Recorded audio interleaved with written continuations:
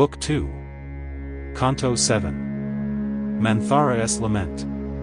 It chanced a slave-born handmaid, bred with Queen Kakei, fancy-led, mounted the stair and stood upon the terrace like the moon that shone. Thence Manthara at ease surveyed Ayodhya to her eyes displayed, where water cooled the royal street, where heaps of flowers were fresh and sweet, and costly flags and pennons hung on roof and tower their shadow flung, with covered ways prepared in haste, and many an awning newly placed, with sandal-scented streams bedewed, thronged by a new-bathed multitude, whose streets were full of Brahmin bands with wreaths and sweetmeats in their hands.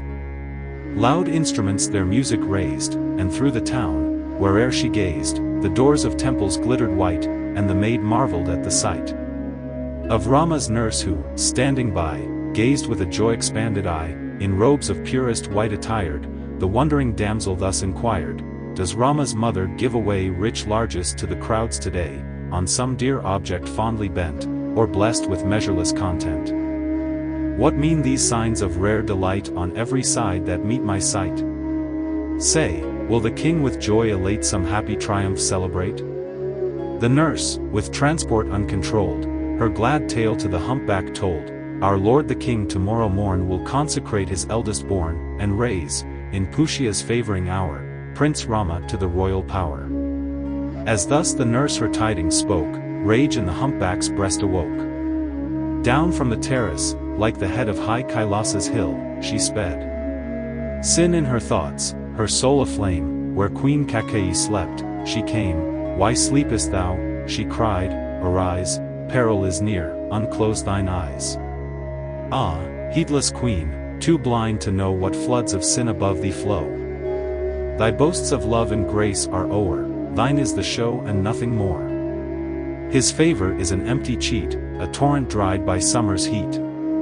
Thus by the artful maid addressed in cruel words from raging breast, the queen, sore troubled, spoke in turn, "What evil news have I to learn?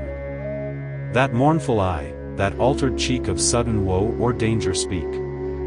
Such were the words Kakei said. Then Manthara, her eyeballs red with fury, skilled with treacherous art to grieve yet more her lady's heart, from Rama, in her wicked hate, Kakei's love to alienate, upon her evil purpose bent began again most eloquent, "Peril awaits thee swift and sure, and utter woe-defying cure. King Dasaratha will create Prince Rama heir associate."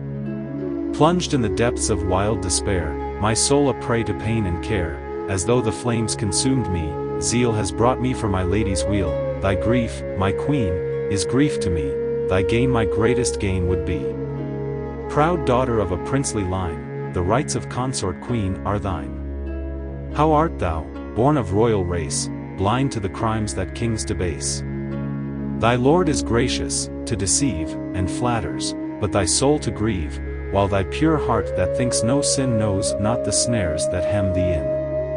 Thy husband's lips on thee bestow soft soothing word, an empty show, the wealth, the substance, and the power this day will be Kausalya's dower. With crafty soul thy child he sends to dwell among thy distant friends, and, every rival far from sight, to Rama gives the power and might. Ah me! For thou, unhappy dame, deluded by a husband's name, with more than mother's love hast pressed a serpent to thy heedless breast, and cherished him who works thee woe, no husband but a deadly foe.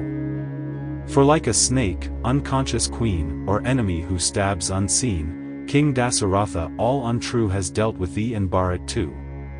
Ah, simple lady, long beguiled by his soft words who falsely smiled.